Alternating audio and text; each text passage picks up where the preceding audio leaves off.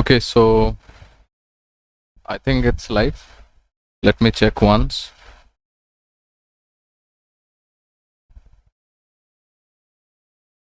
The only condition that I am worrying about is the audio quality, because anything other than that, I don't really necessarily care. I think it's live. Let me check once.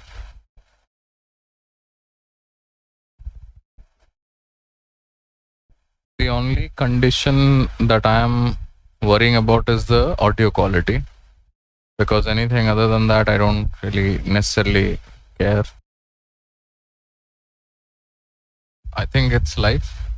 Let me check once.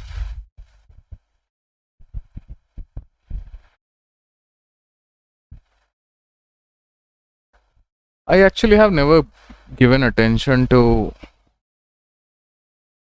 these things, like, you can actually pop out the chat window and keep it somewhere. I was a bit worried that I'd always have to go back to see this thing, but then I'm also learning things.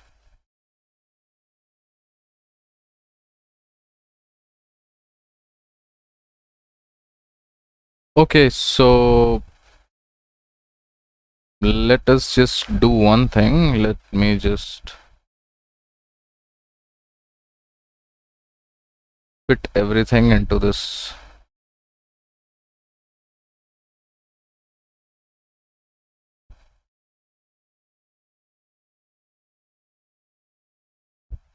Okay, let's start with the agenda.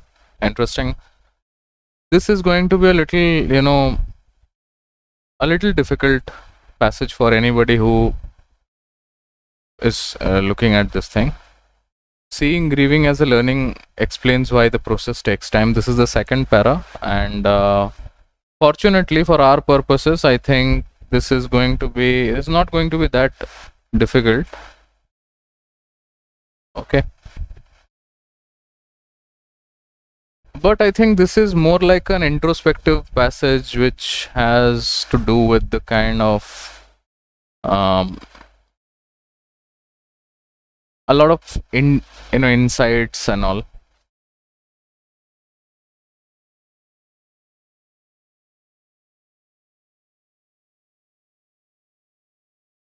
Let's start with this one. Okay.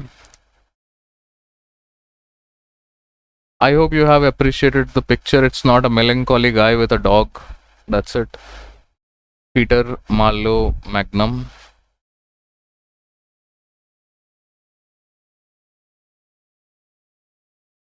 When a loved one dies, many of us fall very suddenly into a disorienting new reality, stripped of markers and routines that we once relied on to navigate our days, no longer moving seamlessly with other persons to brush our teeth after the evening news, no longer texting each other between work meetings, just puzzling through is the way in which, over time, the feeling of profound destabilization slowly transforms. The other person's absence stays with us forever, but we can find new ways of being in the world even as we continue to carry out our grief.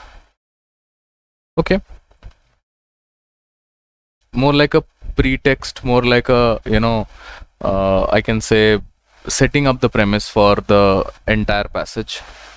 To understand how this process unfolds and why it especially challenging for some, we must consider what it means to adapt to the impossible new world one enters after losing a loved one. Adaptation is often seen as a return to the stable baseline of the time before a disruption. People who have experienced a loss know their perspective all too well. A well-intentioned friend encourages moving on. The subtext of when you will be over it creeps into conversation. But there is another more useful way to think about adaptation as a system's capacity to dynamically adjust itself, updating its response to match the changing environment. This kind of adaptation is something our brain does every day. It compiles lifespan worth of data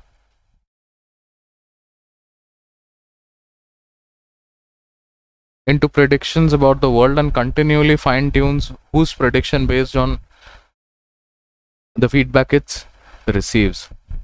And if you wake up alone in bed after thousands of days of waking up next to your beloved, the best prediction is not that they died. In a sense, for your brain, their death hasn't really happened until many days, weeks, and months pass.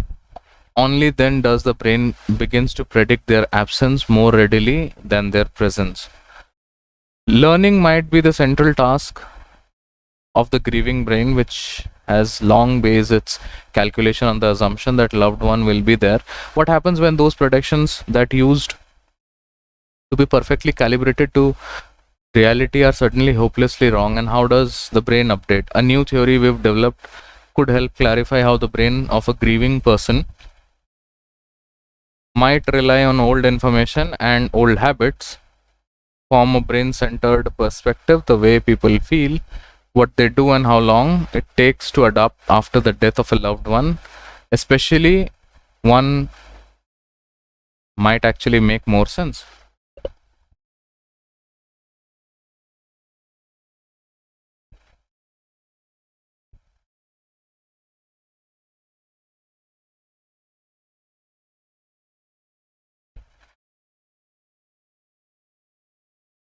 Consider a basic problem that humans have as social mammals. We roam freely, yet we need to keep track of those who have bonded with in order to return to each other again and again. This is a problem that we share with many animals, including prairie voles, a social monogamous rodent species in the wild. A pair bonded for life. Prairie voles will share a nest forage in the same territory and jointly care for offspring. Because of this permanent bond, which encoded in the brain, prairie voles serve as a research model for studying social attachment and loss in humans. So basically, now taking it to the next other direction of where they're actually more interested in a comparative analysis. Okay, humans and how humans deal with a loss, grieving in general, and then considering this prairie vole. I know something about a prairie dog looks similar to that of a capybara, which in turns look like a giant rat. It indeed is a rodent. So yeah, comparison is happening between that of a prairie voles and that of a human being, because prairie voles also live in a monogamous way in which they are bonded for life. This is an extremely boring passage. What do I say? I mean, I went into it thinking that there will be, I may be wrong. I mean, there is a heap load of text that awaits me further, but then I necessarily don't think this is going to be any interesting. This is a boring one. Much of the social neuroscience research focuses on the nucleus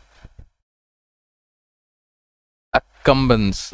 The nucleus accumbens is a brain structure in human as well as in voles that has high concentration of receptors for oxytocin, the neuropeptide that cements our bonds, and receptors for dopamine, a neurotransmitter that facilitates learning, motivation, and reward.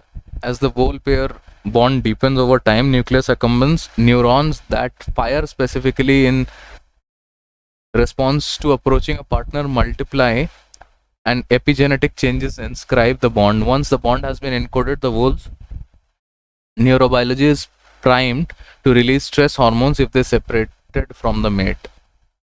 Okay, so basically giving a scientific notion as to why this thing happens. For humans too, the expectation that someone we love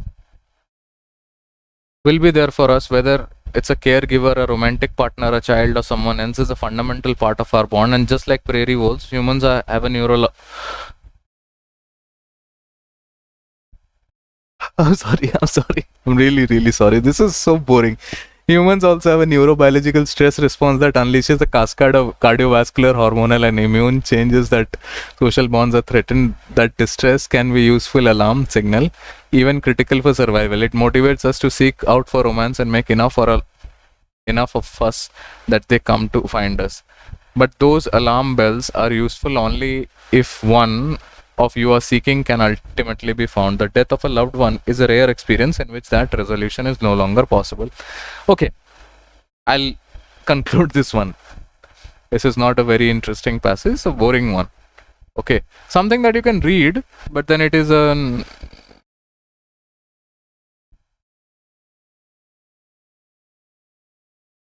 not a very interesting one. I thought this will be interesting, but this is not.